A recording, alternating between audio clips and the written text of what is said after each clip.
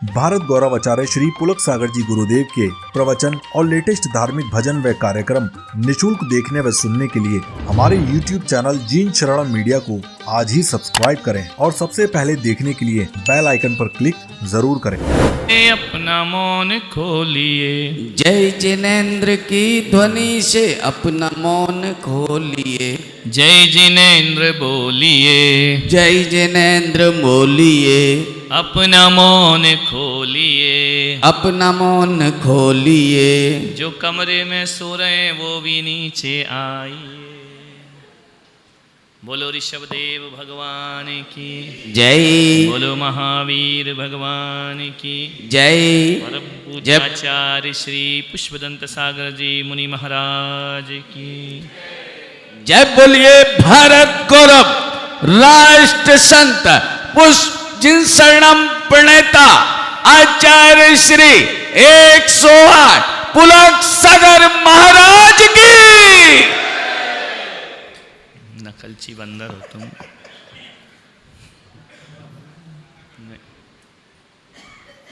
चलिए, अंतिम विषय है और महत्वपूर्ण विषय है। कलावत जी कहाँ गए? सोहन कलावत को ढूंढो, कहाँ है? कहाँ छिप के पारणा कर रहे हैं? देखो, बुला के लाओ। कहाँ छिप छिप के पानी पी रहे हैं उपास में? आदित्य अशुद्ध आत्मा।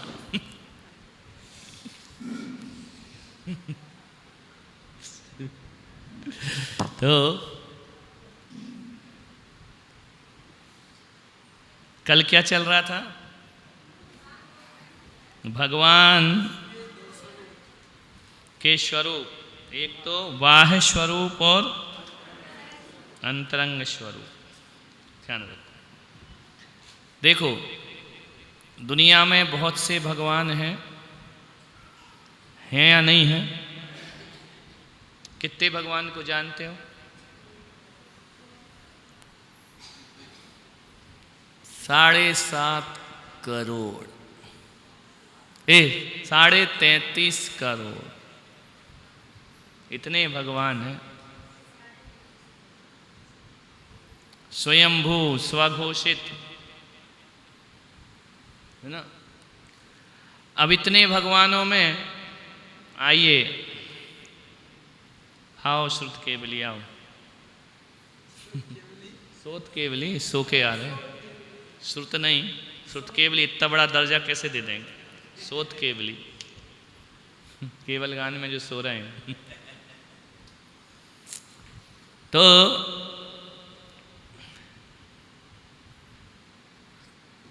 जो अपने यहाँ पद हैं भगवान के, वो केवल एक पोस्ट नहीं है। ब्रह्मा विष्णु महेश ये पोस्ट है। उनके अलावा कोई ब्रह्मा विष्णु महेश नहीं बनेगा। वो ही रहेंगे सदा, है ना? अल्लाह है तो अल्लाह भी वही रहेंगे, दूसरा नहीं बन सकता। समझो जरा दोनों दर्शन को, है ना? ब्रह्मा विष्णु महेश कोई और वो अवतार लेते रहेंगे, लेकिन उनकी फिक्स है वो। कोई दूसरा ब्रह्मा नहीं बन सकता, कोई दूसरा शिव नहीं बन सकता, कोई दूसरा महेश नहीं बन सकता, कोई दूसरा खुदा नहीं बन सकता। बन सकता है क्या? उनके यहाँ ऐसी व्यवस्था है ही नहीं। चाहे कितना भी धर्म कर लो, तपस्या कर लो, पूजा कर लो, पाठ कर लो, तुमको वो नहीं बनने देंगे। वो ही रहेंगे तुम्हारे यहाँ परमानेंट, अनंत काल तक वही रहेंगे। क्योंकि उनके यहाँ भी जन्म मरण नहीं है, लेकिन उनके यहाँ ऐसा कि अवतार है। लेकिन वो जो ब्रह्मा विष्णु महेश हैं, वो हमेशा से वही थे, वही हैं, वही तीन आत्मा वही रहेंगी। वही राम बनेंगी, वही कृष्ण बनेंगी, वही बुद्ध, सब वही बनेंगे, सब अवतार। ऐसा अपने यहाँ नहीं है। जैन दर्शन क्या बोलता है? सही सम्यक पुरुषार्थ करो तो कोई भी भगवान बन सकता है। तुम भी बन सकते, हम भी बन सकते, कोई भी बन सकता। यह स्वतंत्रता जैन दर्शन ने प्रदान की है। वो लोग बोलते हैं प्रत्येक आत्मा में परमात्मा है, लेकिन वो प्रत्येक आत्मा में उन्हीं की आत्मा की झलक है। अपने यहाँ ऐसा नहीं है। अपने यहाँ प्रत्येक द्रव्य स्वयं में परमात्मा है ना। कोई मोनोपल्ली नहीं है ना। वहाँ है कि नहीं, वही रहेंगे भगवान, दूसरे नहीं बन सकते, है ना। वो कहते हैं कि जैसे चंद्रमा और नीचे घड़ों में जल रख दिया जाए, यदि 1000 घड़े में पानी है तो चंद्रमा एक ही वो हजारों में दिखेगा, है ना। इसको बोलते अवतार। वो चंद्रमा की क्या दिख रही है? छाया। अवतार यानी क्या होता है? छाया। ब्रह्मा विष्णु वही रहेंगे, उनकी ही छाया पूरे विश्व में सब आत्माओं में दिखेगी, लेकिन वो किसी और को ब्रह्मा विष्णु महेश बनने नहीं देंगे। पंडित जी, और जैन दर्शन क्या कहता है? प्रत्येक आत्मा भगवान बन सकती है, स्वतंत्र। अंतर समझ में आया? वैदिक धर्म और जैन धर्म में तुम भी भगवान बन सकते, तुम भी बन सकते, तुम भी बन सकते। इसलिए उनके भगवान के पास पोस्ट है लेकिन डिग्री नहीं है। पोस्ट और डिग्री समझते हो उमेश जी? पोस्ट और डिग्री क्या होती है? पोस्ट माने अधिकारी, पोस्टिंग पे लगे हो, और डिग्री माने आपने जो पढ़ाई करके प्राप्त की वो डिग्री। थोड़ा और पोस्ट और डिग्री। हाँ, तुम पढ़े लिखे, बोलो दिनेश। पोस्ट क्या होती, डिग्री डिग्री क्या होती? माइक दो। डिग्री कोई भी पर्टिकुलर सब्जेक्ट के ऊपर एक मास्टरी। और पोस्ट? और पोस्ट का मतलब है कि आप अनपढ़ भी हैं, आपको कहीं का मैनेजर बनाया जा सकता है, ये आपकी पोस्ट हो गई। Okay, right. बिना, जैसे कहते हैं ना, झोला छाप डॉक्टर, पोस्ट काहे की है? डॉक्टर की, लेकिन डिग्री नहीं है। इनलीगल, फर्जी, है ना। पोस्ट किसी को भी दे दी जा सकती है, लेकिन डिग्री नहीं। तो उनके यहाँ पोस्ट है भगवान की, अपने यहाँ पोस्ट जो है वो डिग्री से, क्वालिटी, क्वालिफिकेशन, एबिलिटी। यदि वो डिग्री नहीं है तो आप भगवान नहीं बन सकते। समझ में आ रही बात? नहीं आ रही? झोला छाप डॉक्टर नहीं चलेंगे। कई है ना, जैसे 2-4 प्रतिष्ठा करा दी, 2-4 विधान करा दी, बोले प्रतिष्ठा 4। किसी ने डिग्री दी है क्या? पढ़ाई की है क्या? नहीं, वो 2-4 सीख गए, बोले हम हो गए विधानाचार्य, खुद ही लिखने लगे, स्वयं घोषित भगवान, है ना। नहीं है कि नहीं? इसकी कोई पढ़ाई की क्या उनने? नहीं की। जो नेता बन रहे हैं देश में, ये राजनीति शास्त्र पढ़ते हैं या अनपढ़ भी बन जाते? बन जाते। पोस्ट मिल गई ना बिना योग्यता वाले को, है ना। लेकिन जैन दर्शन में भगवान बिना डिग्री के नहीं बनते, है ना। फर्जीवाड़ा नहीं चलेगा। क्लियर हो? समझो इसको, अपने बच्चों को भी समझाना कि अपने भगवान कैसे हैं। कैसे हैं? जैसे अब देखो, साधु बहुत सारे पूरे देश में है कि नहीं, उनका कोई बायलॉज है क्या? अपने यहां है 28 मूल गुण। समझ में आ रहा है? यदि ये है तो साधु हो, नहीं है तो नहीं हो। उनके यहां कोई मूल गुण नहीं। समझ में आ रहा है? उनके यहां कोई आचार संहिता नहीं है। वो तो पहन लिए भगवा, तिलक तिलक लगा लिए, बन गए बाबा। ऐसा अपने यहां नहीं बन सकते। समझ में आ रहा है? इसलिए अपना समाज कैसा है? डिग्री वालों का, पढ़ा लिखा समझदार। ये अपन ही नहीं कह रहे, पूरी दुनिया कह रही। जैन समाज अंधविश्वासी नहीं, शिक्षित समाज है। क्यों? क्योंकि हमारे तीर्थंकर शिक्षित थे। समझ में आ रहा? अनपढ़ नहीं थे, कोई भी नहीं बन सकता तीर्थंकर। यदि डिग्री नहीं होगी ना तो कोई भी अपने को अरिहंत लिख देगा। ओशो ने लिख दिया ना, भगवान ओशो। क्या डिग्री है भगवान की? क्या क्वालिफिकेशन है भगवान का? क्या एबिलिटी है भगवान की? पंडित जी अभी भगवा अगवा पहन लें, भगवान हो जाए, लिख देंगे भगवान आचार्य। अपने यहाँ कोई भी आचार्य बन सकता है क्या? ये लोग लिख सकते क्या आचार्य? डिग्री पास करना पड़ेगा, प्रमाण पत्र होना चाहिए, मोहर लगी होना चाहिए। समझ गया? नहीं तो इनलीगल हो जाएगा सब, फर्जीवाड़ा। जैन दर्शन में फर्जीवाड़ा नहीं चलता। कभी उनके साधुओं से पूछना तुम्हारी आचार संहिता क्या है? कुछ नहीं। कोई गांजा में है, कोई हुक्का में है, कोई भभूत में है, कोई पढ़े लिखे नहीं है, किसी ने रामायण ही नहीं छुई, कोई नांगा है ना, उनके पास कुछ नहीं। कोई कथावाचक हैं, कोई तपस्वी हैं, तप भी कर रहे तो उनको ज्ञान नहीं है ना। इनके ऐसे कोई शास्त्र नहीं जिसमें लिखा हो कि साधु कैसा होना चाहिए। लेकिन अपने यहाँ साधु भी डिग्री, आचार्य भी डिग्री, उपाध्याय भी डिग्री, अरिहंत भी डिग्री और सिद्ध की भी डिग्री है। यदि वो डिग्री नहीं है तो आप भगवान नहीं हैं। यदि डिग्रियां नहीं होती ना तो हम लोग भी अपने को अरिहंत घोषित कर देते। क्या है हम अरिहंत? तुम मानोगे क्या? यदि हमने कह दिया कि पुलक सागर अरिहंत है तो क्या पूरे विश्व की जैन समाज इसको मान लेगी? क्यों नहीं मानेगी? वो क्या कहेगी? क्या आपने 4 घाती कर्मों का नाश किया है? नहीं किया तो कैसे कह रहे हम भगवान? पकड़े जाएंगे, नकली पना नहीं चलेगा। चलेगा क्या? बोलो, समझ आ रही कि नहीं?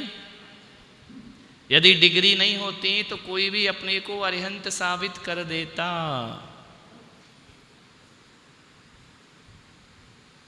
ईसाई आई बाबा है ना, भगवान घोषित कर दिए। डिग्री क्या है इनकी? ऐसा जैन दर्शन में नहीं चलता। ऐसा इतना संविधान और ऐसा आगम नहीं होता ना तो हर कोई अपने को सिद्ध भगवान बोलता, हर कोई अपने को अरिहंत। तुम भी अपने को साधु बोलने लगते, लेकिन पकड़ लेंगे। तुम नग्न दिगंबर हो क्या? केस लंच करते हो क्या? एक टाइम खाते हो क्या? पैदल चलते नहीं तो काय के साधु? इसलिए तो अपने यहाँ पंडितों की चलती नहीं है। ज्ञान भले वो साधु से ज्यादा रखें लेकिन कोई उन्हें गुरु बोलता है क्या? क्यों? उनके पास क्या नहीं है? डिग्री नहीं। अब इन सब चीजों पर विचार करो तो लगता है यार अपना धर्म केवली भगवान द्वारा प्रमाणित धर्म है। अंध ऐसा वैसा नहीं, उल्टा सीधा। उनके यहाँ भगवान की क्या डिग्री? उनके यहाँ ना घाती कर्म जानते, ना अघाती कर्म जानते, ना कर्म। वो तो भजन करो, कीर्तन, बस हो गए भगवान।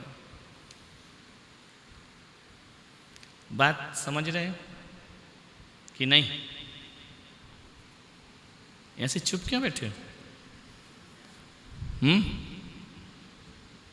समझ आ रही है कि नहीं आ रही? फिर कोई नहीं समझाएगा आज के बाद। क्या आई? अपने यहां मनमाने भगवान नहीं बन सकते, अपने यहां मनमाने साधु नहीं बन सकते, अपने यहां मनमाना कुछ नहीं हो सकता है। अपने यहां हर चीज का बायलॉज है, संविधान है, लॉ है। और यदि कोई भी साधु आचार्य विद्यासागर जी महाराज या सर्वश्रेष्ठ आचार्य हैं, वो भी अपने को अरिहंत नहीं बोल सकते। बोल देंगे क्या? बोलो,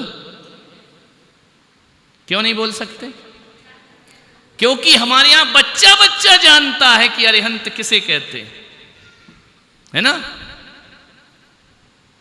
चाहें भी तो हम लोग अपने को भगवान घोषित नहीं कर पाएंगे, क्योंकि हमारा समाज जानता है भगवान कैसे होते हैं। क्लियर हुआ? नहीं हुआ? स्पष्ट हो रहा है? कि हकीकत में प्रमाणिक भगवान कौन है? अरिहंत। प्रमाणिक आचार्य उपाध्याय कौन है? जिनके मूल गुण हैं, उनमें यदि खरे उतरते हैं। यदि मैं कहूं कि शाम को खा लूं तो तुम नमोस्तु करोगे? बोलो। उनके यहाँ कितनी भी बार खाओ, उनके चेले पूजा करते हैं, तो उनके यहाँ खाने की कोई डिग्री नहीं है कि कब खाना?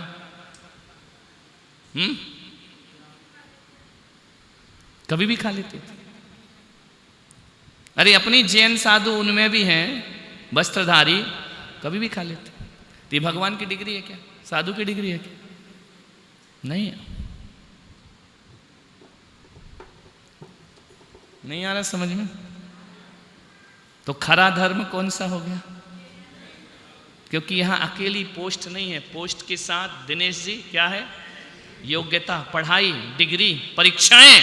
इतनी परीक्षाओं से गुजरते हैं तब साधु बनते हैं, इतनी परीक्षा से गुजरो तब अरिहंत बनते हैं, इतनी परीक्षा से गुजरो तब सिद्ध बनते हैं। बाकी अपने मुंह से तुम कुछ भी कहोगे तो दुनिया तुम्हें मानने वाली नहीं।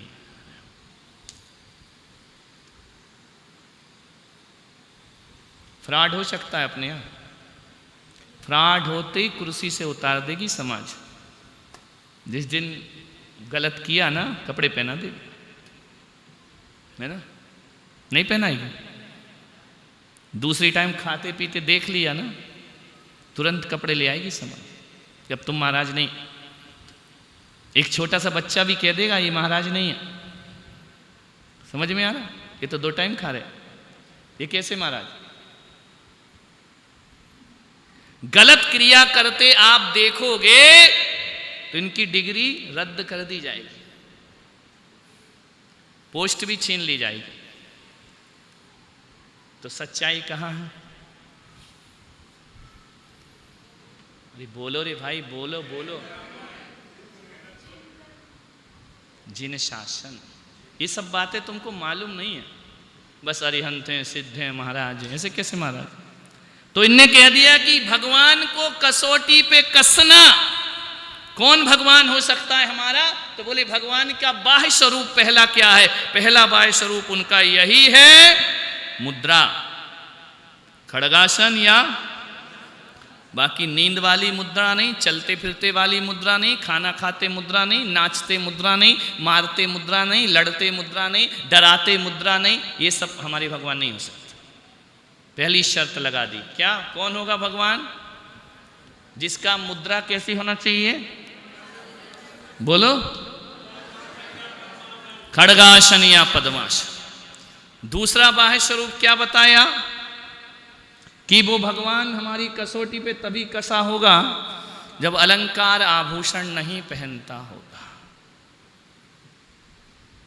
पहने क्या कुछ? माला, आभूषण कुछ पहने क्या? दूसरी शर्त, अब तुम जैन धर्म के पंडित तो घोषित करके बताओ कि हम भगवान हैं। यदि आभूषण पहन के बोलोगे कि हम भगवान हैं, फेंक देगी समाज उठा, है ना? वहां तो रास रच रहे हैं वो भी भगवान, यहां कह रहे नहीं, ये सब लफड़े नहीं। तीसरी शर्त है बाह्य स्वरूप, देखो भगवान की तीसरी शर्त है अस्त्र शस्त्र नहीं होना। क्या नहीं होना? कोई भी हिंसक सामान उस भगवान के पास नहीं होना चाहिए। जब आप सर्वशक्तिमान हैं तो आपको हथियार की क्या जरूरत है? चौथी चीज, स्त्री नहीं रखते पास। कितनी चीज हो गई? भगवान का बाह्य स्वरूप कितना हो गया? 2 तो मुद्रा हो गई, 4 ये हो क्या? अस्त्र शस्त्र नहीं, अलंकार नहीं, स्त्री नहीं और आभूषण नहीं, है ना? वो हमारी क्या है? अब इन 6 से ही कुछ नहीं होता। बोले देख कहां रहे हैं भगवान? इधर उधर घूर रहे क्या? किसी को तिरछी निगाह से देख रहे क्या? कटाक्ष कर रहे क्या? आंखें दिखा रहे क्या? शर्मा रहे हैं क्या? आंखों से ही सब पता चलता है। गुस्सा, प्रेम, वासना, भक्ति, अनासक्ति, आसक्ति, इससे पता चलता है। गाल से नहीं चलता, ओंठ से नहीं चलता, कान से नहीं चलता। आप क्या हैं ये आपकी आंखें बोलती हैं। इसलिए किस पे कंट्रोल किया भगवान ने? किस पर किया? पांचों इंद्रियों में सबसे पहले किस पे कंट्रोल किया? नासा दृष्टि। सारा खेल पूरे चेहरे में काय का है? आंखों का ही तो खेल है। शत्रु, मित्र, दुश्मन, प्रेमी, ये सब काय के खेल है। इसलिए अपने यहां भगवान की सबसे पहले नजर देखी कि ये भगवान किस दृष्टि से देखते हैं। मुनिराज कौन सी निगाह से देख रहे तुमको? राग से, वासना से? यदि देख रहे हैं तो आप कहोगे महाराज नहीं, इनकी नजरें अच्छी नहीं है ना, इनकी निगाह सही नहीं। घूर घूर के देखना है ना, ये क्या है? भगवान का ऐसा अपलक अनिमेष विलोकनीयम। इसलिए कोई पूछेगा नासा दृष्टि क्यों है? क्योंकि सारा खेल संसार काय से चलता है? आंखों से। तुम मेरे प्रति किस भाव से बैठे हो, मेरे या किसी के प्रति आंखें बता देंगे। नहीं बता देंगे किस दृष्टि से आप देख रहे हैं। गलत भाव से देखोगे तो भी आंखें बता देंगे, सहज भाव से देखोगे तो भी आंखें बता देंगे। इसलिए अपने यहाँ भगवान की शर्त लगाई कि पहले उनकी आंखें देखना। नहीं आए? उनकी आंखें संभली होंगी तो मेरी संभलेंगी, है ना। नैन मटक्के नहीं है, है ना, कटाक्ष नहीं है। समझ आ रहा? ये बहुत बड़ी बात है नासा दृष्टि। तुम छोटा मोटा समझते, छोटी मोटी बात नहीं। उससे भगवत्ता झलकती कि आप क्या देख रहे हैं भगवान। तो भगवान की नासा दृष्टि बोलती है मैं सकल विश्व को देखता हूं, पर्टिकुलर किसी व्यक्ति को नहीं। कौन दिख रहा उनके ज्ञान में? सकल विश्व दिख रहा है। किस में दिख रहा है? नासा दृष्टि में। कठिन हो रहा है क्या? पीछे सो क्यों रहे? जगो उमर जी, उठ जाओ। उपास है, क्या करें? समझ आ रहा कि नहीं? अरे नासा दृष्टि समझो, बोलने से कुछ नहीं होता। छवि भी तरागी नग्न मुद्रा दृष्टि न। नासा दृष्टि का महत्व तो समझो। तुम रखो नासा दृष्टि, कितनी देर रख सकते? दुखने लगेंगी आंखें। 5 मिनट भी नहीं रख सकते हो, आंखों में दर्द होने लगेगा, है ना। इसको बढ़ाओ 1 मिनट, 2 मिनट, 3 मिनट, तब आप सामायिक में है नासा दृष्टि। तुम तो बंद कर लेते हो तो ये शुरू हो जाता है, खोल लेते हो तो गर्दन घूम जाती है ना। नासा दृष्टि रखो। ये अनुभव पंडितों को नहीं, ये साधुओं को ही होंगे। वो क्या बताएंगे नासा दृष्टि का अर्थ? उनके पास अनुभव थोड़ी है। बहुत कठिन है नासा दृष्टि। पद्मासन लगाने ना आसान है, दृष्टि को स्थिर करना। आंसू आने लगेंगे, दर्द शुरू हो जाएगा, घबराहट होने लगेगी। ये हम अपने अनुभव से बता रहे हैं, ऐसा होने लगता है। आंखें स्थिर करके देखना, तकलीफ हो जाएगी। यूं झपकी आई जाएगी, झपक लेगी आंख, है ना। अनिमेष विलोकनीयम। और ये सब भगवान के क्या है? बाहर के भगवान। अब अपन आ जाते हैं कि क्या आप बाहर के भगवान बन सकते हैं? हैं? भीतर का छोड़ो, क्या आप बाहर के भगवान बन सकते हैं? क्यों नहीं बन सकते?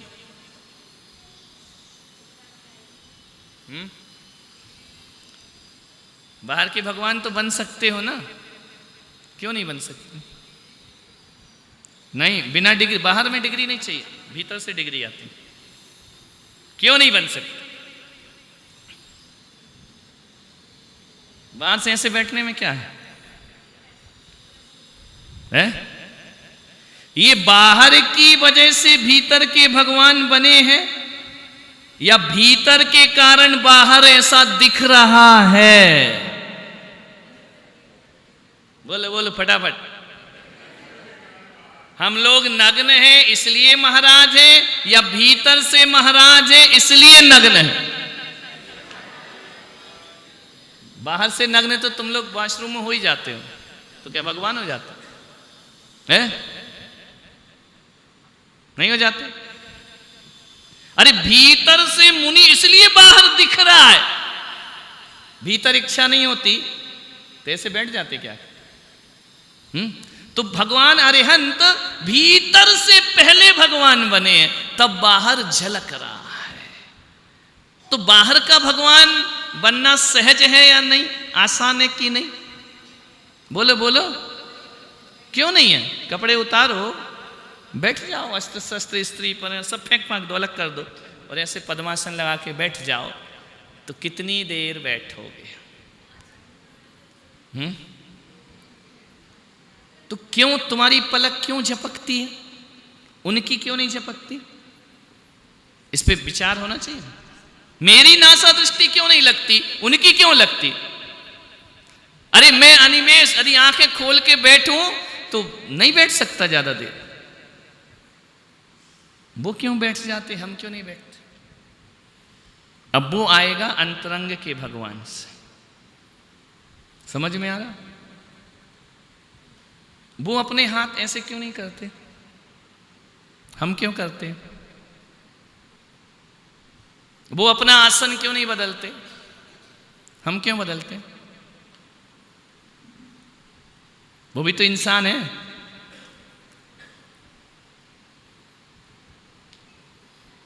उनको अपनी दृष्टि पलटने में क्यों प्रॉब्लम नहीं होती, हमको क्यों होती?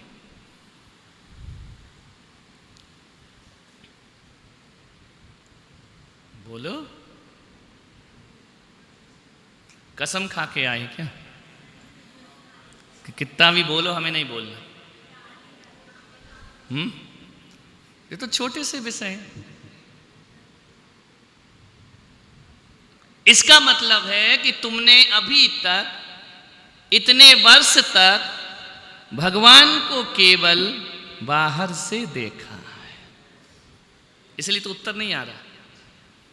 कहां से देखा है? इसलिए आंसर नहीं मिलेगा।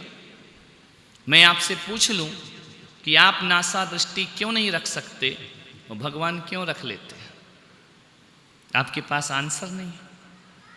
आपके पास ये आंसर तो है कि हाँ नासा दृष्टि होती है, बोलते छवि बीत रागी नगन मुद्रा दृष्टि नासा पे धरे, टिप ऑफ द नोज, है ना? बता भाई उमेश जी, तुम इतने पंच कल्याणक कराए हो, तुमको तो बहुत ज्ञान पंच कल्याणक का है, तो भगवान हमारी आंखें क्यों दुखती, उनकी क्यों नहीं दुखती? जिसके बच्चे हैं बाहर लेके जाओ, देखो तुम्हारा मन तो वैसे भी पढ़ने में नहीं है, जो पढ़ रहे हैं उनको पढ़ने दो, ले जाओ बच्चे, और एक दिन में तुम पढ़ के भी क्या कर लोगे? डिग्री तो मिलेगी नहीं, है ना?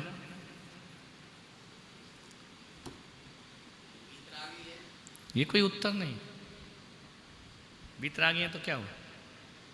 बीतरागी तो मुनि महाराज भी होते हैं, तो वो नासा दृष्टि में बैठे रहते हैं क्या? ये ऐसे तुम पंच कल्याणक करा रहे, सर्वज्ञ ज्ञान का इससे क्या मतलब? ये तो बॉडी की बात चल रही ना। बाजू वाले विद्वान से पूछो तो। जब तक आपको बाहर के भगवान समझ में आ गए कि नहीं आ गए? पहला क्या? 2 मुद्रा। कौन कौन सी? खड़गासन, पद्मासन, 2। तीसरी होगी तो हम भगवान नहीं मानेंगे। दूसरा, अस्त्र शस्त्र नहीं। तीसरा, आभूषण वस्त्र नहीं। चौथा, स्त्री आदि नहीं। और 5वां, नासा दृष्टि। नासा दृष्टि हमारी क्यों नहीं और उनकी क्यों है? यहां पे प्रश्न अटक गया। हमारी आंखें क्यों दुखने लगती हैं, उनकी क्यों नहीं दुखती? इतना स्वरूप तो आपने मूर्ति में देखा है ना। इसका मतलब कि आपने भगवान को केवल बाहर से पहचाना है, अंदर से। अब अंदर से आज पहचान लो तो बाहर की सब चीज right right right right right सब राइट हो जाएंगे, है ना।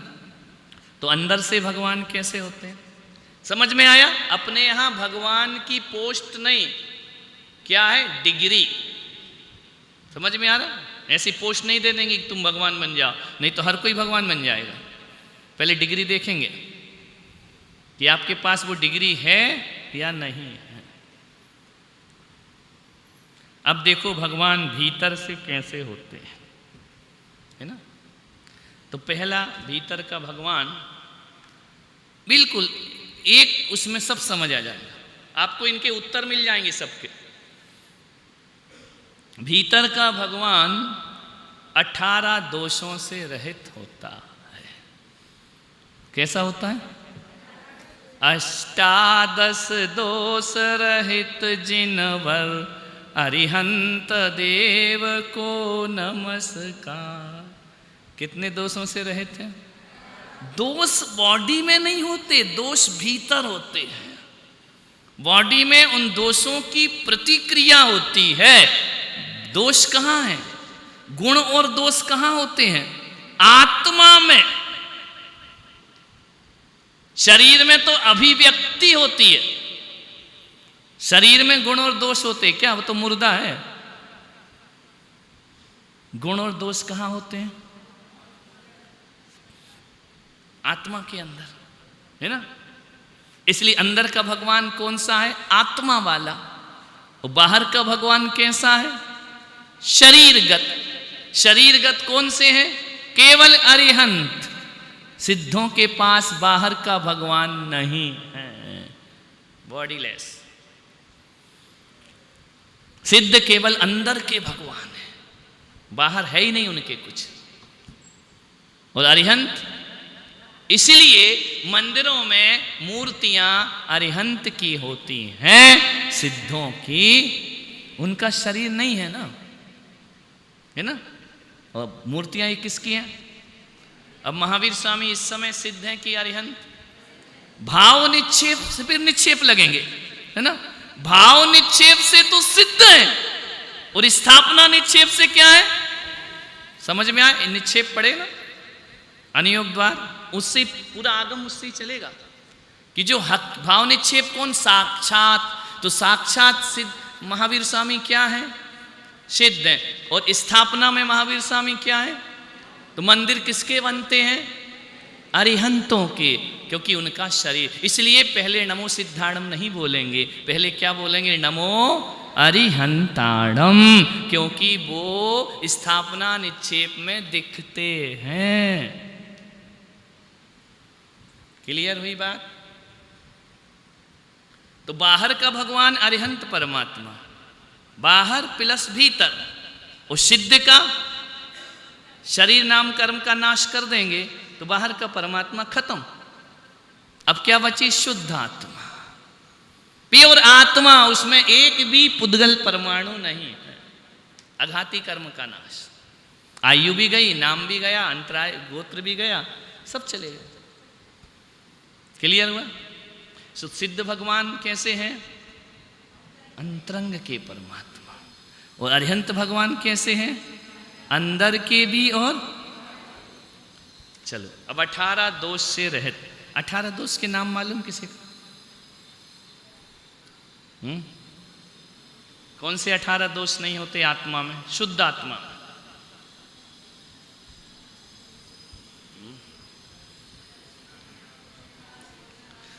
क्षुधातशा बाधा रहित। समझ में आ रहा? पहला क्या लिखा? क्षुधा। इस जीवन में सबसे महत्वपूर्ण चीज क्या है संसारियों की? खाना। बाकी सब सेकेंडरी चीज है। पहले क्या चाहिए? पैदा होते ही क्या चाहिए? जन्म हुआ जब इस धरती पर भूख भूख चिल्लाया, आंख भी तेरी खुल नहीं पाई, रो रो रुदन मचाया। समझ में आया? सबसे पहले उसने क्या मांगा धरती पे आते? भोजन।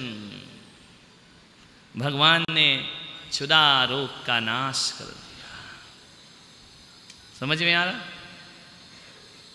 तो जिस भगवान को भोग लगते हों वो भूखे भगवान हैं। हमारे यहाँ भोग नहीं लगाए जाते। हमारे यहाँ चढ़ी हुई सामग्री भगवान खाते नहीं हैं। हमारे यहाँ उससे पूजे जाते हैं और उनके यहाँ भोग लगाते हैं। समझ में आया? अपने भगवान खाते थोड़ी। खाएंगे, याद रखना, देखना, दिमाग लगाओ थोड़ा सा। जो खाया जाता है वह भोजन होता है। समझ में आ? नहीं आ रहा समझ में? जो खाया जाता है वह क्या होता है? भोजन होता है। तुम जो अशुद्ध और शुद्ध का भेद नहीं रखता वो भोजन होता है। और जो शुद्ध खाया जाता है वह आहार होता है। मुनि महाराज भोजन करने जाते हैं, आहार करने नहीं जाते। करने शब्द लगा कि भोजन बना। समझ में आ? जो किया जा रहा है, बनाया जा रहा है, समारंभ समारंभ आरंभ। यदि बोले महाराज आहार करने जा रहे हैं तो फिर महाराज गए काम से। आहार लेने जा रहे हैं। करने में तो तुम्हें बनाना भी पड़ेगा। खुद बनाओगे, खुद खाओगे, फिर खिला। एक कर मैं भोजन करने जा रहा हूँ, यानी भोजन की तैयारी करूँगा, समारंभ समारंभ आरंभ करूँगा। मुनि महाराज ऐसा नहीं करेंगे। वो आहार लेने जा रहे हैं। क्यों? क्योंकि कोई देने वाला इंतजार कर रहा है। समझ में आ रहा? नहीं आ रहा? आहार करने में, भोजन करने में दो की जरूरत नहीं है। आहार लेने देने में दो की जरूरत। देने वाला और आहार। भोजन तो तुम अकेले बना के खा सकते हैं ना, क्या दिक्कत? समझ आ रही बात? समझो, जो भोजन करते हैं, एक भोजन करना, आहार करना शब्द तो जोड़ना ही मत। आहार लेना है ना? जो बना के खाया जाता है वह भोजन है। और जो दिया जाता है, लिया जाता है, वह आहार है। और जो चढ़ाया जाता है वह नैवेद्य है। समझ में आ रहा? क्या है? पूजा में क्या चढ़ाते? भोजनम निर्पान्ति स्वाहा, आहार निर्पान्ति स्वाहा। क्या बोलते हो? नैवेद्यम निर्वपामिति स्वाहा। हे भगवान, मैं तुम्हें भोजन भी नहीं दे सकता, मैं तुझे आहार भी नहीं दे सकता, क्योंकि तुम्हारी भूख नहीं है। मैं तुम्हें चढ़ा सकता हूँ। तो चढ़ाया तो वो क्या बन गया? क्या बोलते मंत्र में? ओम ह्रीं क्षुधारोग विनाशनाय नैवेद्यम निर्वभोजनम निर्पामिति स्वाहा, आहारम निर्वपामिति। क्या बोला जाता है? नैवेद्यम निर्वपाम। शब्द अपना अर्थ बदल देते हैं। कोई तुम्हारे घर में आया तो ऐसा बोलोगे कि आइए भाई साहब नैवेद्य लीजिए? बोल के देखना, नैवेद्य लीजिए ना। बोल सकते क्या? अरे नैवेद्य खाया नहीं जाता, चढ़ाया जाता है। इसलिए अपने यहाँ चढ़ा हुआ वस्तु खाना मना है, वह नैवेद्य हो गया। नैवेद्य का भक्षण नहीं करना, वह तो देव द्रव्य है, देव के लिए अर्पित हो गया है। अभी नारियल को यहाँ चढ़ा दे, मुझे लड्डू वड्डू चढ़ा दे, तो वह नैवेद्य हो जाएगा, है ना? छोटी छोटी बातें समझ आ रही हैं? तो भगवान को पहला, समय हो रहा जल्दी समझते, भूख नहीं लगती, दूसरा प्यास नहीं लगती, जो पिया जाता है वह पानी होता है। समझ में आ रहा? पीने वाला क्या कहलाता है? पानी। और जो आहार में दिया जाता है वह जल होता है। तो पूज्य पुरुष के पास गया तो पानी क्या बन गया? भगवान को जो चढ़ाया जाता है वह क्या होता है? पानी निरुपामति स्वाहा। क्या बोलोगे? हर वस्तुएं अपने शब्द बदल लेती हैं संगति के कारण। किसके कारण बदल लेती? अपना अर्थ बदल लेती, शब्द बदल लेती, जल बन जाता है ना? नहीं आ रहा समझ में? तो भगवान को पहले अंदर से भगवान कौन होगा? जिसको भूख नहीं लगती या नाश कर दिया भूख का, नाश कर दिया। नहीं लगना तो आज तुम्हें ही नहीं लगेगी तो क्या तुम भगवान हो जाओगे क्या? आज भूख नहीं लग रही तो क्या तुम अरिहंत हो गए? नहीं लगना अलग विषय है और भूख का नाश कर देना अलग विषय।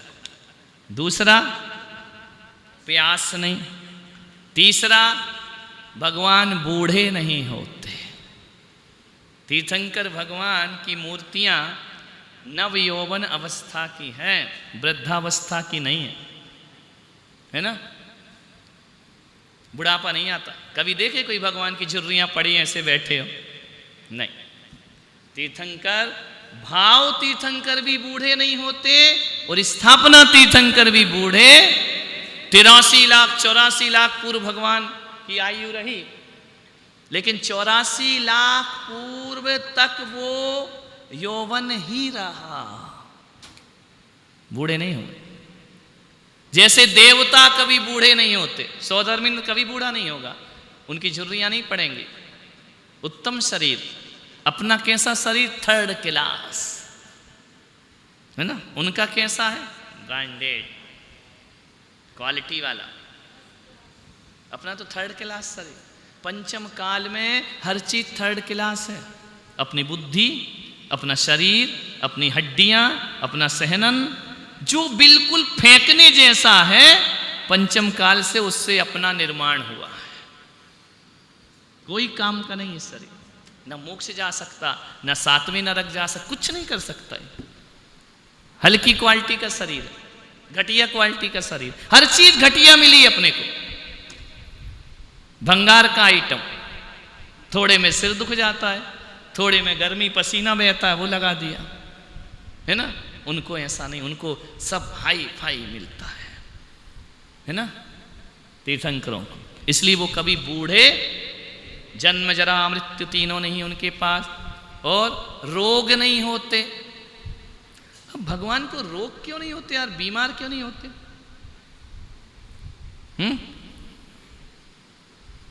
क्यों नहीं होते बीमार? बोलो है? बोलो बोलो, भगवान बीमार क्यों नहीं होते?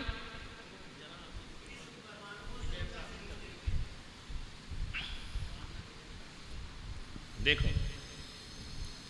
बीमार कैसे होंगे?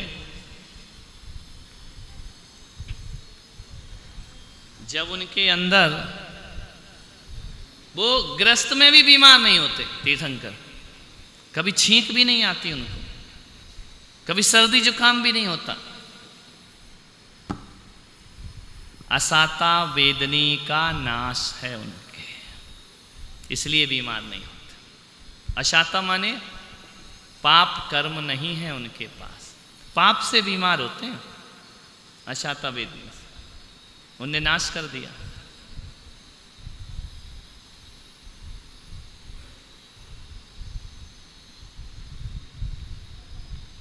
अपने असाता का उदय है। क्यों? अपना शरीर काय से बना है? 7 धातु 7 उपधातु। कितनी हो गई? कितनी धातुएं अपने अंदर? 7 धातु और 7 उपधातु। सप्त धातु कौन सी? भोजन शरीर में जाके रस बनता है ना? रस, रक्त, खून, मांस। कितनी धातु हो गई? लिख लो धातुओं के नाम, सप्त धातुओं के। रस, रक्त, तीसरा मांस, चौथा मैद, मैदा है ना? पांचवा हड्डी, छठवां मज्जा और सातवां वीर्य। ये कितनी धातु हो गई? 7 धातु है ना? अब 7 उपधातु होती हैं। बात, पित्त, कफ, कितनी हो गई? श्लेष्म, जो निकलता ना नाक से गंदा मैल है ना? नस, जो ग्रीन वाली नसें, और चमड़ी, ये त्वचा, ये उपधातु है। और जठराग्नि, जिससे भोजन पचता है। कितनी हो गई? 7 धातु, 7 उपधातु। ठीक है, इनसे अपना शरीर बना हुआ है।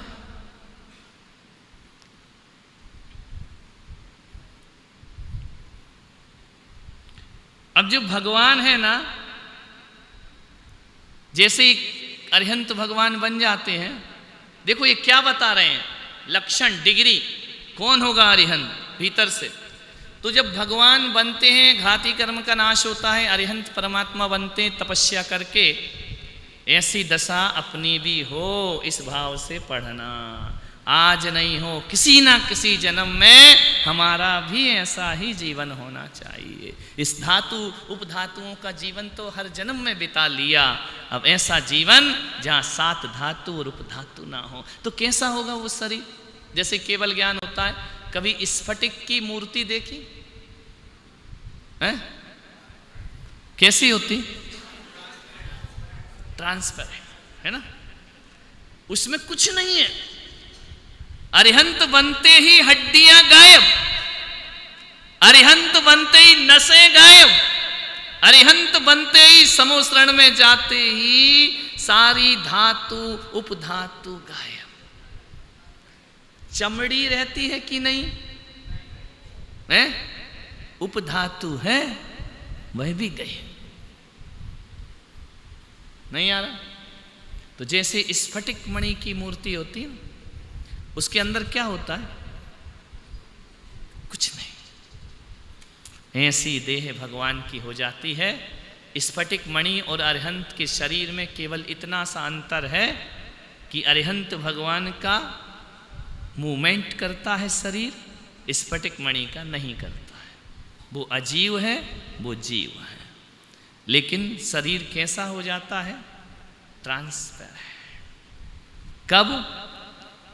ये मालूम था या पहली बार सुन रहे हो? जय हो तुम्हारे जैनियों की। बताओ, जब वो स्फटिक मणि में बैठ गए पद्मासन या खड़गासन में, अब बताओ जिसका शरीर स्फटिक मणि सा है, उसमें खून है क्या? मांस है क्या? मज्जा है क्या? हड्डी है क्या? कुछ नहीं है। लेकिन ऐसी महिमा है कि जो चीज कड़क होना चाहिए वो कड़क है।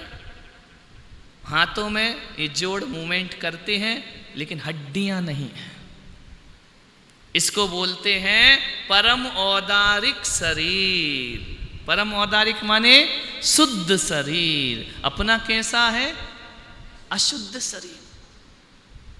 क्लियर हो रही है बात? नहीं हो रही? जब उनके अंदर रक्त पित्त बात कब कुछ नहीं है, तो बीमार क्यों होंगे? बीमार क्यों होता है आदमी? बात पित्त कब उनके अंदर है ही नहीं, क्यों होंगे बीमार? तो कितने लक्षण हो गए भगवान के पे। अब भूख क्यों लगेगी? आते ही नहीं है। समझ में आ रहा? कुछ। आप तो स्फटिक मणि की मूर्ति दिमाग में रखो, उसको प्यास लगेगी क्या? कंठ में कुछ है ही नहीं, है ना। भूख लगेगी क्या? हड्डी पसली है ही नहीं, जठराग्नि है ही नहीं, सप्त धातुएं नहीं। इसलिए मैंने नाम लिखवाए, इससे क्लियर होगा कि भगवान कैसे होते। अब स्त्री रहेगी क्या? अरे वीर्य का तो नाश कर दिया, तो काम भाव कहां से रहेगा? है ही नहीं, तो स्त्री पुत्र आदि कैसे रखेंगे? समझ में आ रहा? बाहर के लक्षण प्रकट हो रहे, भीतर के कारण समझ में आ रहा कि नहीं आ रहा?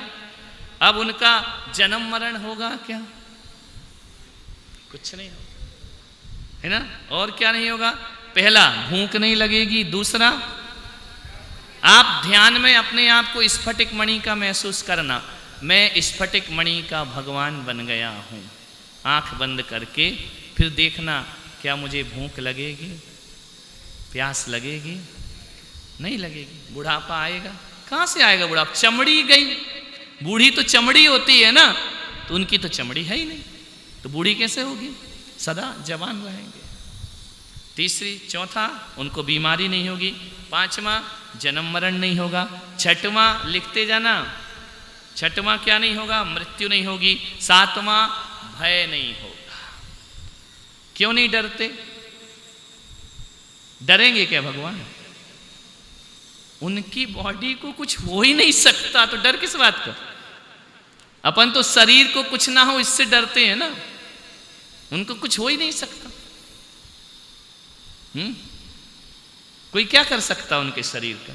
मारोगे तो लगेगा नहीं, क्योंकि हड्डियों में चोट लगती है और मांस में, ये दो चीजें तो है ही नहीं उनके पास, तो चोट कहां से लगेगी?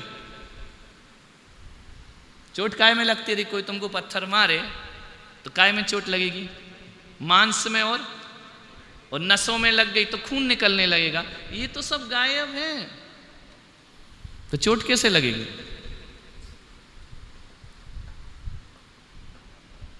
उनको भय नहीं, और क्या नहीं? बोलो। उनको अहंकार नहीं। अहंकार किसको होता है? बोलो, अहंकार किसको होता है? जिसने कभी देखा नहीं और मिल जाए तो क्या होता है? और भगवान के ज्ञान में क्या दिख रहा है? अखिल विश्व। किस बात का अहंकार? वो तो सब जानते हैं। हम में और भगवान में थोड़ा सा अंतर बताएं, क्या है हम में और उनमें? हम जानते और देखते कम हैं, अकड़ते ज्यादा है, राग देश ज्यादा करते हैं। और वो जानते और देखते ज्यादा हैं, राग देश नहीं करते। अनजान व्यक्ति तो अकड़ता है ना, ज्ञानी क्यों अकड़े? वो तो सब कुछ जानते हैं। अकड़ किस बात? मूर्खों का काम। वो तो केवल ज्ञानी है। फिर उनको क्या नहीं होता? राग नहीं होता। किसी से अटैचमेंट कब होगा? जो अननोन चीज तुमको मिल जाएगी, तुम्हारा कोई स्वार्थ सिद्ध होगा, तुम्हें कुछ मिल रहा होगा तो अटैचमेंट होगा ना। उनका स्वार्थ ही नहीं बचा है, तो अटैचमेंट क्यों रखें? किसी से क्या लेना देना? उनके पास सब कुछ है, कुछ नहीं चाहिए। देखो, किसी से भी अटैचमेंट खत्म करना है ना, तो उस व्यक्ति से लेन देन बंद कर दो। ना मानसिक, ना वाचनिक, ना देहिक, तीनों से लेना देना बंद कर दो। स्वार्थ खत्म हो जाएगा, अटैचमेंट खत्म हो जाए। इतनी सी भी आशा मत रखो, तो आप अनासक्त हो जाएंगे। नहीं आ रहा समझ में? तुम्हें काय का डर रहता है? रूठ नहीं जाए, टूट नहीं जाए, नाराज नहीं हो जाए, मेरी पोल नहीं खोल दे, मेरा नाश नहीं कर दे, मेरी बदनामी नहीं कर दे। तो ये सब तुम्हारे वीक पॉइंट है ना, इससे ही तो तुम अटैच रहते हो, है ना। ये हटा दो जीवन से, कृतकृत्य हो जाओ, ना लेना ना देना। तो काय का अटैचमेंट? यदि मुझे इस उमेश से कोई भी मतलब नहीं है तो मैं इससे राग करूंगा क्या? बेमतलब के। सड़क पे तुम बैठते, हजारों लोग निकलते हैं, उनसे कुछ लेना देना है क्या? वो निकल रहे तुम्हारी नज़रों के सामने से, किसी ने पूछा फलाना आदमी देखा क्या? तुम आंख बंद करके बैठे थे कि आंख खोल के? फिर भी क्यों नहीं दिखा? वो क्यों नहीं दिखा? वो ही क्यों दिखा? वो क्यों नहीं दिखा? आंख तो खोल के बैठे ना दुकान में, और पूछा जाए एक व्यक्ति, हमको नहीं पता। क्यों नहीं पता? आंखें नहीं थी क्या? दिख रहा था ना। क्योंकि हमको उस व्यक्ति से कुछ भी लेना देना नहीं है, इसलिए वो हमारा अटैचमेंट नहीं बन सकता। भगवान को किससे क्या लेना देना? किसी से। वो तो संपूर्ण है, पूर्ण है, उन्हें क्या करना किसी से? वो याचक नहीं है। समझ आया? अब कल, आज से आज शिविर समाप्त हो रहा है, अब कल इन लोगों को जाना है। अभी चैन से थोड़ी है, कल लिफाफा यदि लेट हुआ तो बेचैनी होगी कि नहीं? लेन देन। और आम शिवरात्रि होते चले जाते, ना उनको पता ना हमको पता, लेकिन अभी वो लिफाफा अटका है ना? ये आसक्ति का कारण बनता है ना? नहीं तो कई चले गए शिविर में से, क्या मतलब? हमको भी नहीं पता, उन्हें भी नहीं पता, वो भी गए, हम भी गए। लेकिन जिनको कुछ लेन देन है, फिर क्या होगा? राग होगा कि अटैचमेंट होगा कि नहीं होगा? ना। चलो आगे बढ़ते। समझ आ गया ना? द्वेष, किसी से लेना नहीं देना नहीं। द्वेष किस बात का?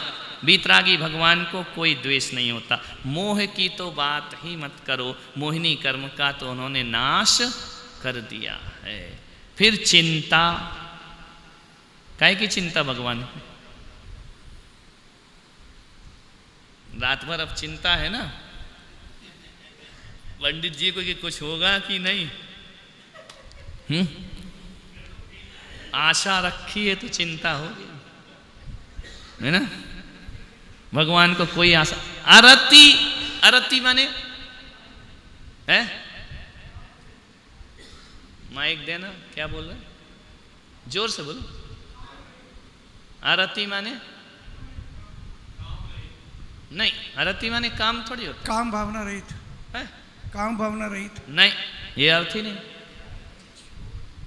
वो तो राग देश, राग में चला गया काम भाव। तो अरति माने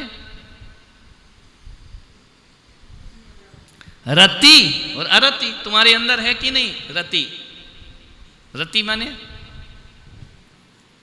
अटैचमेंट भी नहीं होता, रति माने मोह भी नहीं होता, रति माने काम भाव भी रति नहीं होते। रति माने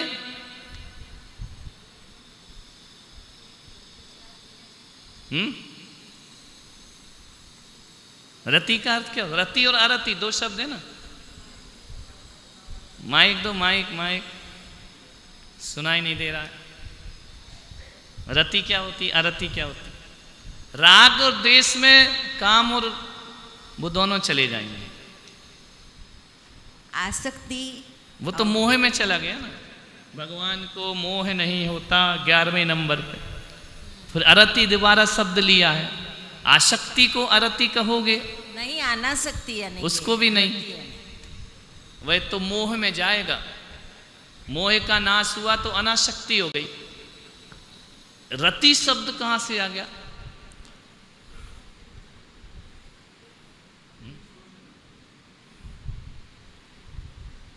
रति अरति करे निज पद विसार।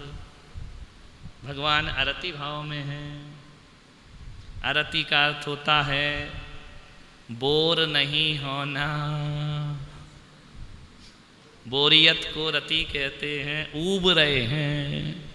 भगवान अपनी भगवत्ता से कभी ऊबते नहीं हैं। इतने आनंद में हैं, हम अपने भोजन से आरती कर बैठते हैं, रोज रोज वही मकान, थोड़ा चेंज करो, है ना, ये रति भाव है। भगवान अपनी भगवत्ता से कभी बोर नहीं होते, हम हर चीज से बोर हो जाते हैं। 10 दिन का शिविर बोर हो गए, बंद होना चाहिए, है ना, ऐसा भगवान नहीं है। इतने आनंद के सागर में लीन है कि उन्हें अपने सुख से बाहर आने का समय ही नहीं है। वह है मोक्ष। समझ में आए आरती? फिर नींद नहीं आती, 10 वर्णी का 6 हो गया। भगवान कभी सोते नहीं हैं। और भगवान में होता ना, पर्दा डाल लो, भगवान विश्राम में गए, अपने नहीं जाते, अपने को विश्राम तो शरीर को चाहिए। जो शरीर में नींद वाले धातु कुधातु थी वो तो नष्ट हो गई, अब काय को सोएंगे, काय को नींद आएगी। और भगवान को सबसे बड़ी चीज आश्चर्य नहीं होता। 15वें नंबर पे क्या नहीं होता? आश्चर्य किसे होता है? जिसने कभी देखा ही नहीं है और वो चीज दिख जाए तो क्या होता है? विस्मय, अरे ऐसा, क्या भव्य मंदिर है, क्या भव्य प्रतिमा, पहले कभी देखी। और भगवान तो सर्वज्ञ, भूत भविष्यत वर्तमान, जो सबको जानता देखता है, उसको किसी भी चीज से आश्चर्य नहीं होता। जिस चीज को तुम जानते हो उस पे अपन कोई को बोलो ना कि देखो हम एक चीज तुमको दिखाते, ये देखो तुमने कभी नहीं देखी होगी, और आपने दिखाया और उसने देखी होगी, तो उस समय क्या होगा? वो कहेगा हाँ देखी है, रख दे। भगवान के भाव भी ऐसे ही हैं, सकल विश्व देख रखा है, मुझे कोई आश्चर्य होने वाला नहीं। सकल विश्व केवल ज्ञान में देख लिया। कोई चुटकुला सुनाओ, बड़े भाव से सुनाते हैं और अपन कह रहे हैं हाँ हमें मालूम है, हो गया सत्यानाश, कचरा हो गया पूरा, है ना, उसकी भाव ही खत्म हो गए सुनाने, मुझे हमें मालूम है। तो ऐसा भगवान का है, हर चीज को भगवान क्या बोलते हैं? हमको मालूम है, किस बात का आश्चर्य। और फिर होता है मद। भगवान को अहंकार नहीं होता, और स्वेद, उनको पसीना नहीं निकलता। और 18वां है खेद। खेद क्या होता है? खेद माने दुख, अलग चीज। शारीरिक पीड़ा दुख कहलाती है, मानसिक पीड़ा खेद कहलाती है। आज मन बड़ा खेद खिन्न है ना, आज शरीर खेद खिन्न, ऐसा बोलते क्या? दुख काय में होते हैं? शरीर में। खेद काय में होता है? मानसिक, उसे खेद बोलते हैं। अपन कहते ना कि सिर दुख रहा है ना, तो शरीर दुख काय में होंगे? शरीर दुख पाता है, उस दुख से मन खेद खिन्न होता है, पीड़ा से खेद खिन्न होता है। तो भगवान के तो मन ही नहीं है, खेद खिन्न होंगे ही नहीं। अब बताओ, ये जो 18 दोष बताए हैं, एक बार रिपीट कर लेते हैं। भूख, प्यास, बुढ़ापा, रोग, जन्म, मरण, भय, गर्व, राग, द्वेष, मोह, चिंता, रति, अरति, नींद, आश्चर्य, मद, स्वेद और खेद रहित। अब इतने 18 चीजें अपने अंदर हैं या नहीं हैं? नहीं है? तुम्हारे अंदर नहीं है? ये 18 चीजें, 18 दोष नहीं है? तो सुरेखा तो कह रही मेरे अंदर नहीं, तो तुम तो यहां बैठ जाओ। नहीं? तुमको पसीना आता है कि नहीं? बोर होते हो कि नहीं? आश्चर्य होता है कि नहीं? बोलो, अहंकार है कि नहीं है? चिंता है, राग द्वेष है, भय डरते भी तो फ्यूचर को लेके, तब तो ज्योतिषी के पीछे पड़े हो, मेरा भविष्य क्या होगा, मेरा भविष्य क्या होगा। ये भय ही तो कुंडली दिखा रहा है, और क्या करना। ये भय, हाथ रेखा, हस्त रेखा, ये भय है, और ये और भयभीत कर देते हैं तो और दुकान चल जाती है। समझ, डरे हुए को और डराना ज्योतिषाचार। समझ में आ रहा कि नहीं? ज्योतिषाचार कौन होता है? डरे हुए लोगों को और डरा देना, ताकि गांधी जी निकल के यहां आ जाएं। समझ में? डराने का काम है, डरे हुए को और डरा देना। वास्तु वाले क्या होते हैं? ये डरे हुए को और डरा, ये तोड़ो, वो तोड़ो, ऐसा करो, ये गलत, वो गलत, पता चला खुद ही उसके पेमेंट के लिए पीछे भाग रहा, और हमको धनवान बना रहा, खुद पेमेंट मांग रहा। है ना? सावधान ज्योतिषियों से। इतना डरा देंगे, भय का भूत बना देंगे, है ना? समझ में आ रहा? भगवान को ये सब अपने अंदर है कि नहीं? भय है ना?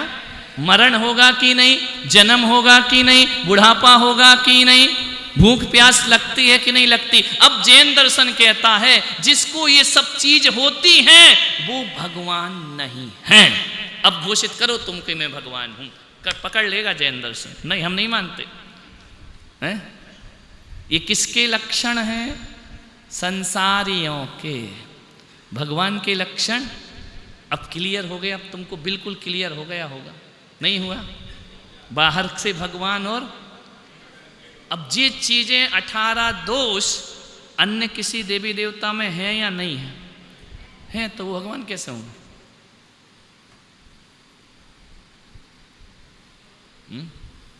लगा लो उनमें। वो देव हो सकते हैं लेकिन देवाधिदेव नहीं हो सकते, वो अरिहंत भगवान नहीं हो सकते। तो अपने को, अब सार में आ जाओ, ये तो डिटेल हो गया। अपने को इन 18 दोषों से बचने की साधना करना चाहिए या नहीं, यदि भगवान बनना है तो? बोलो। साधना की बात कर रहे हैं, हो जाए नहीं हो जाए अलग बात है।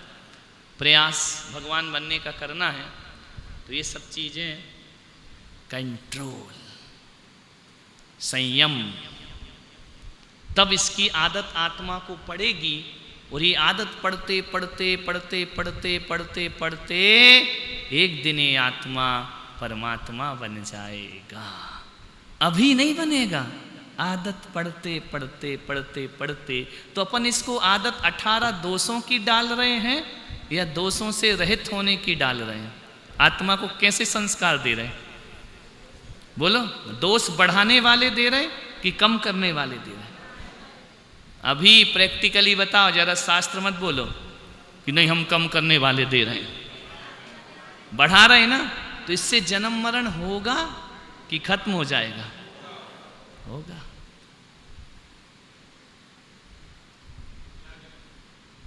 क्या करें? पहले करना है या नहीं ये बात करो, क्या करें तो बात की बात है ना, है ना? नहीं आ रहा? अपने यहां वो होता है ना संथारा, है ना? नहीं होता? समाधि, संलेखना होती है ना। संलेखना का मतलब क्या? एक शब्द आता है अपने यहां, बोस्रामी, आता है कि नहीं प्रतिक्रमण में? बोस्रामी का अर्थ क्या होता है? त्याग करता हूं। बोस्रामी का अर्थ है त्याग करना, है ना? अब एक बात बताओ, शास्त्रों में लिखा है कि जो व्यक्ति ईमानदारी से एक बार 100% संथारा ले लेता है, संलेखना कर लेता है, वह जन्म मरण से छूट जाता है। संलेखना के समय क्या होता है? सब चीज का त्याग होता है या राग होता है?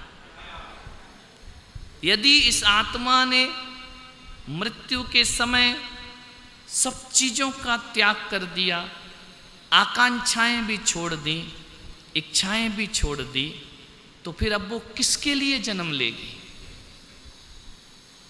आदमी का जन्म, प्रत्येक प्राणी का जन्म इच्छा और आकांक्षा से होता है, और जिसने संलेखना में सब त्याग कर दी वो जन्म क्यों लेगा? सरल भाषा में कहें तो अधूरी इच्छाएं, अधूरी वासनाएं, अधूरी आकांक्षाओं के लिए ये आत्मा उसे पूर्ण करने के लिए बार बार जन्म लेती है। और यदि आपने उसे स्टॉप कर दिया तो फिर जन्म का लॉजिक क्या बचा? क्यों जन्म लेंगे? उसका नाम है संलेखना। त्यागूं आहार पानी, औषध विचारे अवसर, टूटे नियम न कोई, दृढ़ता हृदय में लाऊं। दिन रात मेरे स्वामी, मैं भावनाए भाऊं। देहांत के समय में तुमको न भूल जाऊं। शत्रु अगर कोई हो, संतुष्ट उनको कर दूं। समता का भाव धर कर सबसे क्षमा मंगाऊं। शत्रु से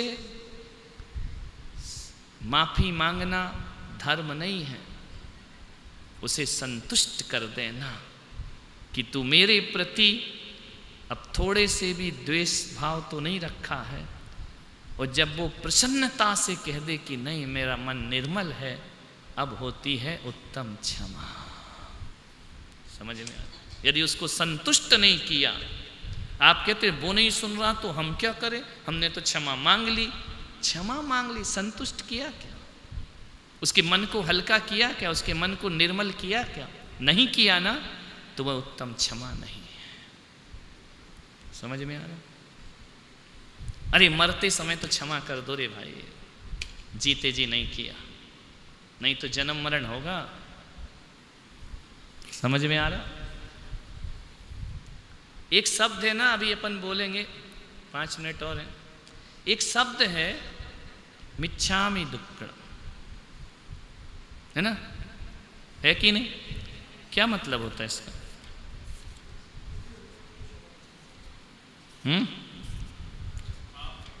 मिच्छामि का अर्थ क्या होता है? बोलो। अरे बोलते तो अभी चिल्लाओगे ना सब कल। मिच्छामि दुक्कडम, मिच्छामि दुक्कडम क्या होता है? क्षमा। मिच्छामि दुक्कडम, इसमें क्षमा शब्द कहाँ है?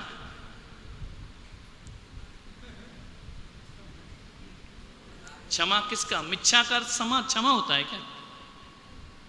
मिच्छामि दुक्कडम क्या होता है? ये श्वेतांबरों से आया है, अपने यहाँ भी, लेकिन अपने यहाँ मिच्छामि दुक्कडम नहीं बोलने का। क्षमा भाव, उत्तम क्षमा, उत्तम क्षमा दिगंबरों में।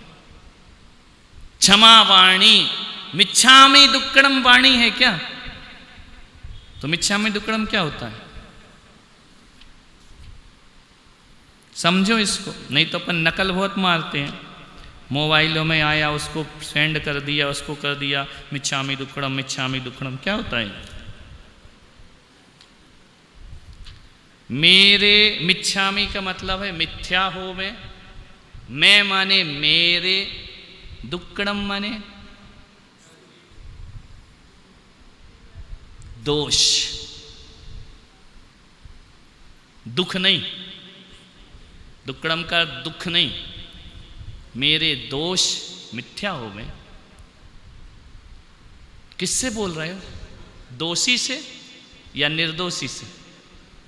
दोषी दोषों के दोष को मिथ्या कैसे कर सकता है? और यदि आप एक दूसरे को मिच्छामी दुक्कड़म बोल रहे हो तो तुम में निर्दोषी कौन है? कौन है निर्दोषी?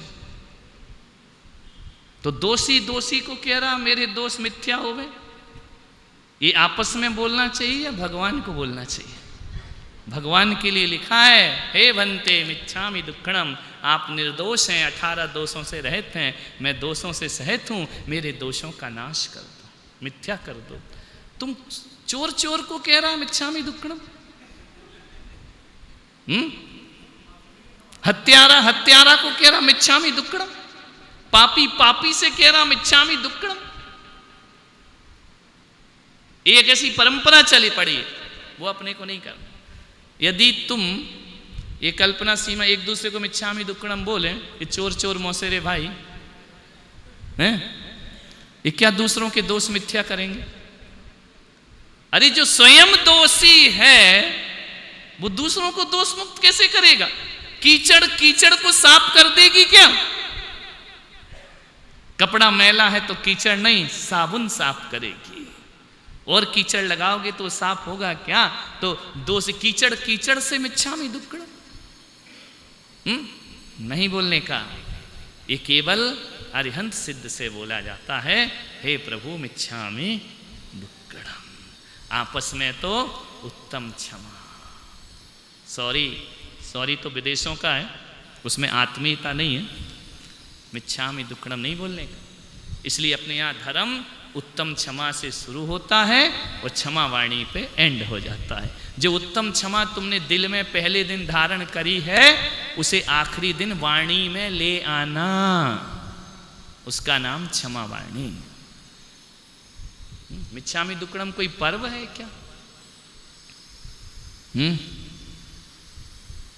बोलो भाई। तो दिगंबरों में कभी नहीं हुई, श्वेतांबरों से सीख गए अपन मिच्छामि दुक्कड़म मिच्छामि दुक्कड़म। अरे उनसे इनका हिंदी तो पूछो क्या है? क्षमा शब्द तो है ही नहीं उसमें, है क्या? चलो 5 बज रहे हैं, 10 दिन जो भी अध्ययन किया है, पढ़ा है, लिखा है ना, तो हमने जो मेहनत की 1.5 घंटे, उसे व्यर्थ मत जाने देना। पालन करना या नहीं करना, उसे ज्ञान में रखना, क्योंकि ज्ञान में रखोगे तो पैसा यदि हमारी तिजोरी में होता है तो रोज़ उपयोग नहीं होता, जब ज़रूरत होती है तब पैसा उपयोग होता है। और इसे यदि इस ज्ञान को अपने ज्ञान में रख लिया, जिस दिन ज़रूरत होगी, मृत्यु का क्षण होगा, तो ये हमारे दिए हुआ ज्ञान तुम्हारे काम आएगा। रोज रोज नहीं आएगा, रोज रोज की ज़रूरत ही नहीं है, करना भी मत। लाखों रुपए बैंक में रखते हो, बड़े बड़े महंगे हीरे जवाहरात आभूषण रखते हो, रोज पहनते हो क्या? कब पहनते हो? कोई उत्सव में, कोई महोत्सव में, कोई कार्यक्रम में आप अलंकार आभूषण पहनते हैं। वैसे ही मैंने भी तुमको भगवान की वाणी के अलंकार दिए हैं। जब जिंदगी भटकने लगे, इन अलंकारों को पहन लेना, तुम्हारा जीवन निहाल हो जाएगा, कल्याण में हो जाएगा, आनंद में। क्योंकि वो दिन सबके जीवन में आएगा, जब मृत्यु के क्षण होंगे तो तुम्हें इन्हीं आभूषणों की जरूरत पड़ेगी, और उस समय इन्हें अपने कंठाभरण बनाते हैं। मान तंग हम एक दिन वे भी मोक्ष लक्ष्मी पाते हैं। इस भावना से आप करिए, और इसके बाद 6:30 बजे पुनः उपस्थित हों। जा वाणी के ज्ञान से सुझे लोकालोक, सो वाणी मस्तक धरूं सदा देत हों धो। हे जिन वाणी भारती तो ही जपों दिन रैन, जो तेरा शरणागहे सो पावे सब। 9 बार नमः।